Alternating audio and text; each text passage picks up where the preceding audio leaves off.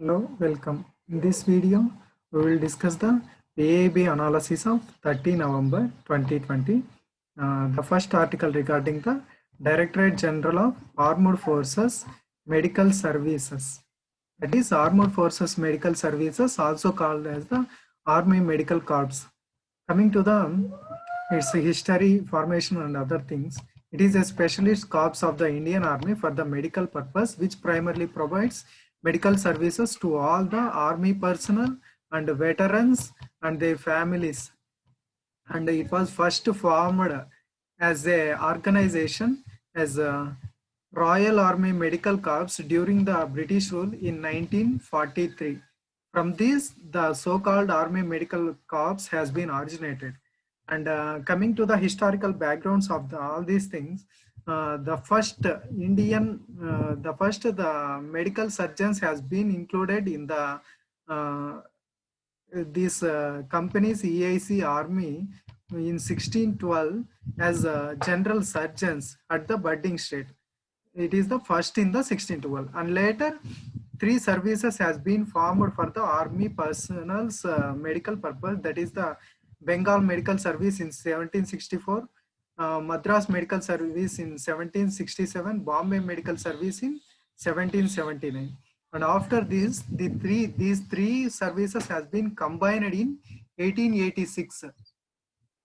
By these three combination, the first time Indian Medical Services has been formed, and it is headed by Surgeon General of the Government of India, and it was the name of this has been changed in 1913 as a Directorate General of the Indian Medical Service, and later this Indian Medical Service has been evolved in this way.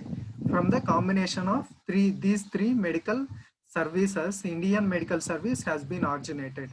And apart from this, there is another department called Indian Medical Department and Indian Hospital and Nursing Corps. And these three amalgamated and combined to form Royal Army Medical Corps in 1943. And later, after independence, the first Armed Forces Medical Services or Army Medical Corps has been evolved from it. These are all the things about it. And coming to the another things, some of the important institutions under the Ministry of Earth Sciences.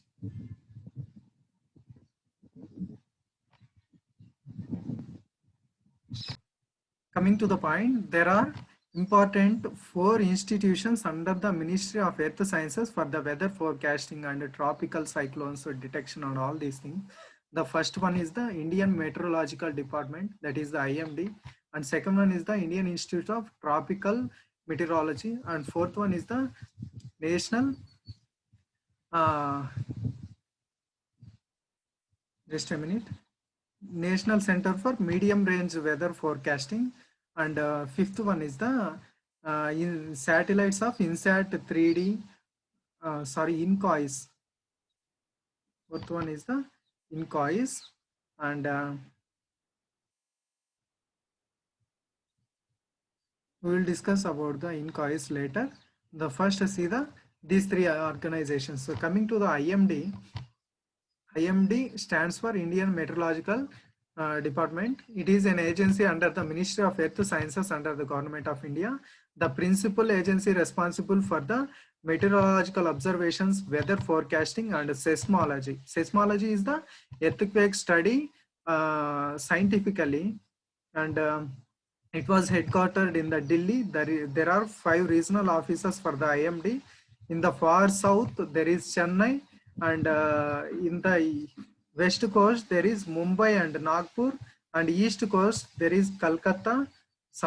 In the west coast, Mumbai and Pune. In the center, there is Nagpur and Kolkata in the east coast. And coming to the IMD, IMD is one of the 6 specialized meteorological centers under the World Meteorological Organization. This World Meteorological Organization is one of the organizations under the UN agency which is responsible for the cooperation in the atmospheric sciences, climatology, hydrology and the geophysics. And and it is responsible for naming and distributing warnings of the tropical cyclones of the North Indian Ocean region uh, under the six organization. This IMD functions. This include Malacca Strait, Bay of Bengal, Arabian Sea, and Persian Gulf, it was formed in 1875. The IMD first formed in 1875. Coming to the second institution, that is the Indian Institute of Tropical Meteorology. This Indian Institute of Tropical Meteorology is a scientific institution which was based in Pune, India, for expanding research in the tropical Indian Ocean, generally for the purpose of monsoon meteorology and air-sea interaction of the Indian monsoons. And coming to the first, it is established under the Department Ministry of Tourism and Civil Aviation. Later in 1985, it was shifted under the Ministry of Science and Technology. And later in 2006, by the President's ordinance, it has been placed under the Ministry of Earth Sciences. And coming to the third organization, that is the NCM-RWF, that is the National Center for the Medium Range Weather Forecasting. It is a center of excellence for the weather and climate modeling techniques under the Ministry of Earth Sciences. And coming to the mission of what this mission perform, it develop advanced numerical weather prediction systems. Develop advanced numerical weather prediction system with increased reliability, accuracy over the Indian Ocean region and other neighboring regions. Through research and development, it demonstrates new and novel applications under it. It is headquartered in the Noida in the Uttar Pradesh. Generally, what are the functions means? NCM RWF generally designs and creates numerical weather prediction systems and models. Coming to the IITM Pune, it's generally responsible for the research in the tropical Indian Ocean for the monsoon meteorology and air-sea interaction of the Indian Ocean region. Indian monsoons. And coming to the IMD, it is a principal meteorological observation, weather forecasting, seismology department, all under Department of under the Ministry of Earth Sciences. Coming to the next organization, that is the INCOIS. INCOIS stands for INCOIS stands for the Indian National Center for the Ocean Information Services. It was an autonomous organization under the Government of India, Ministry of Earth Sciences. It is located in the Hyderabad, headquartered in the Hyderabad, located in the Hyderabad.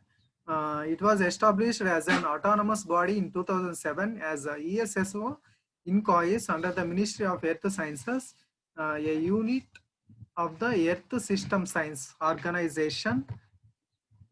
That is, ESSO stands for Earth System Science Organization, and it mandated to provide best ocean information possible and advisory services to the society, industry, and government agencies and scientific community through the sustained ocean observation and constant information through systemic and focused research. Generally, it gives the ocean information, and for the fishing, all these things, it will be helpful. It was presented in the Hyderabad. It will responsible for the ocean information, for the fishing and all these services. And coming to the next satellites responsible for the weather forecasting, that is the INSAT 3D and INSAT 3DR. This is provide updates of the weather for every 15 minutes. INSAT 3D was launched in 2013 and INSAT 3DR in 2016. Coming to the SCASAT.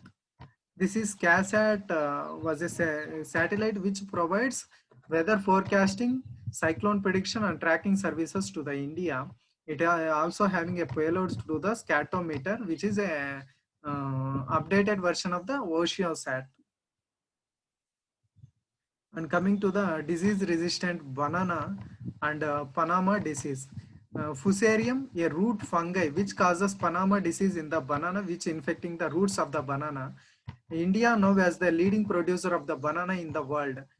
Coming to the fusarium, it dwells in the soil as a saprophyte initially and shift to the parasitic mode by entering into the banana's host roots. By studying the molecular combat between the virulent factors from the fork, this is the factor of the virulent factors and defense molecules of the banana. By studying the reaction between these molecular reaction between these two things, that is the virulent factors of this fusarium and defense molecules of the banana, a where the fork genes acts as master regulator and also acts as coactivator for the effector genes, which activates the process of pathogenicity in the fusarium. By reducing this activating Fox gel deletion strain, by deleting these Fox gel regulating genes, we can contribute to the loss of the pathogenicity. That's why making the banana disease resistant variety. And coming to the next terms, that is the supernova and the neutrino. Coming to the neutrino, it is a fermion that interacts only via weak subatomic force and gravity. And it is so named because it is electrically neutral, because its rest mass is so small, though it will be zero, thus the mass will be zero, the charge will become automatically zero, much smaller than all subatomic particles. Coming to the supernova, it is a powerful and luminous stellar explosion which occurs during the two things. The first one is the last evolutionary stages of a massive star, or when white dwarf triggered into runaway by nuclear fusion. By these two things, the supernova can be occurred.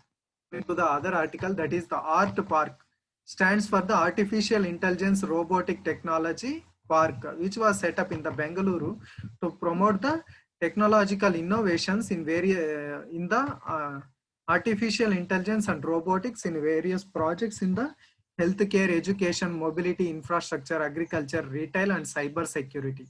And coming to the Art Park, it is a unique not-to-profit foundation established by the Indian Institute of Sciences, which is in Bangalore, with support from the AA Foundry in a model of public-private model. The seed funding for this organization is 170 crore, which will be received from the Department of Science and Technology under the Government of India, under a scheme called NMICPS, that is National Mission on Interdisciplinary Cyber Physical Systems. This will bring collaborations along the industry, academia, and government bodies, and lead to the cutting edge innovations in the new technology, standards, product, services, and intellectual property rights, all these things. And under this Art Park, there is a establishment of Data Setu has been seen. What is this all about? Data Setu means it will provide data and run analytics spurring through the data sharing ecosystems, which enables confidentiality and private preserving framework for the data which is shared, and maintains a data sharing ecosystem which is friendly and secure mode. One such service is Bhasha Setu. Under this Bhasha Setu, which enables the real-time Indic language translation. That means at that time it will translate the language. This will both from the speech to speech or from speech to text. That's why the language problem for the scientific innovations can be go away by this Bhasha Setu. And coming to the other things, a scheme called NMICPS, that is the National Mission on Interdisciplinary Cyber Physical Systems. It is having 25 hubs with a unique architecture that envisages a strong collaboration and co-ownership among triple helix structure of the three things, that is the industry as well as academia and the government, having full flexibility with the support from the government. And it is also having the support from the government of Karnataka, which increases its effectiveness. It also acts as a template for center-state partnership in the frontier areas of the technology for the first time, says the Secretary of the Department of Science and Technology, Ashutosh Sharma. And coming to the Mission COVID Suraksha. This it is a Government of India announced stimulus package of 900 crore for the mission, uh, the Indian COVID-19 vaccine development mission. Generally, it is the vaccine development mission which helps the vaccine developing candidates for their improvement. And about the mission COVID Suraksha, it is India's targeted effort to enable development of the indigenous, affordable and accessible vaccine under the Atmanirbhar Bharat. It is announced under the center's third economic stimulus package. It will consolidate all available fund and resources towards the product development of the vaccine, which is with its end-to-end focus from the preclinical development through the clinical development and manufacturing, and finally regulatory facilitation for the deployment. In all these stages, it will be helpful. Uh, and coming to the phase one, it allotted 900 crores for the 12 months period, and a grant provided to the Department of Biotechnology for the research and development in the Indian COVID-19 vaccines. And coming to the railway electrification, it comes under the economy. Recently, Ministry of Railways inaugurated newly electrified Digavara Bunduki section of the Northwestern Railway in the Rajasthan. Coming to the history of the railways, in this background, in 1832, first railway proposals has been made for India, which is made in Madras. And in 1837, first train in the form of Red Hill Railway has been served. Its sole purpose is transporting the granite only for the road construction. And in 1853, the full-fledged India's first passenger train has been operated by the Great Indian Peninsula Railway from Mumbai to Thane, generally from Mumbai in the area of Boribandar to Thane. And in 1925, the first electric passenger train has been run in Mumbai. And in 1951, Indian Railways has been nationalized finally. And coming to the current electrification, what will bring this Indian Railways means, Indian Railways has targeted a complete electrification of broad gauge network by December 2023. That means 100% broad gauge electrification. Now only it has attained 66% of broad gauge route electrification already. With 18,065 kilometers of electrification, Indian Railways recorded 371% increase in the electrification when compared to the 2009 to 14 period. It is occurred during the 2014 to 20 period. This increase has been seen in 2019 to 20 period with compared to the 2009 to 14 period. Coming to the benefits of the electrification, the first one is the speed.